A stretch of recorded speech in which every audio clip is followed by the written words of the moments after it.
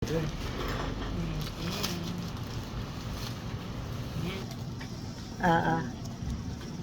afternoon. This afternoon, may na-interview akong youth officer of the day sa SCCDC. Fifth day niya pala ngayon. So, mag-graduate na siya kasi for 5 days siya na-assign. Ngayon po, siyempre nag-graduate na siya. Meron siyang blowout. Ayan. Taas mo. Ay, hindi ako makita. Taas mo. Yan. Ayan, nag-picture taking. Kabila dito. At may pansit siya ngayon, oh.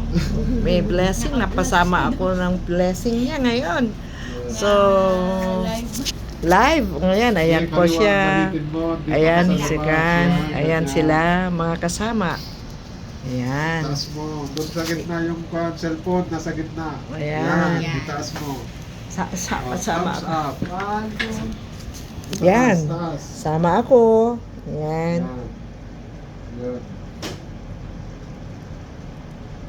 Okay. Okay. So, ayan. Ay, hindi na kayo. Saan ba kayo nagpunta?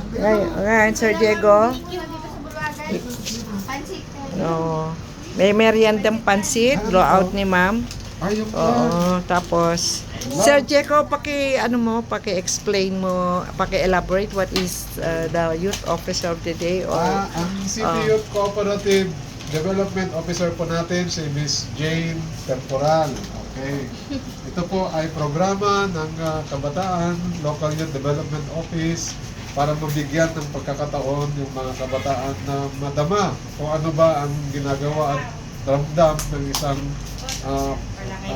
employee ng government, ng official ng gobyerno sa kanyang mga departments, pati si Mayor, merong nakahalili sa kanya, Vice Mayor, at saka mga councilors. Okay, so ito na po siya, mag-graduate na siya ngayon, si Miss Temporal. Nag-bless 5 days pala ang ano niya. Since Monday pala, ito yung mga taga SCCD staff. O sige, ano masasabi niyo sa kanya? Thank you. And then, what else? Congratulations na tapos niya ang 5-day immersion as officer of the week sa SCCDC. Ayan po. So, kainan na. Kaya na. Bye muna. Bye muna.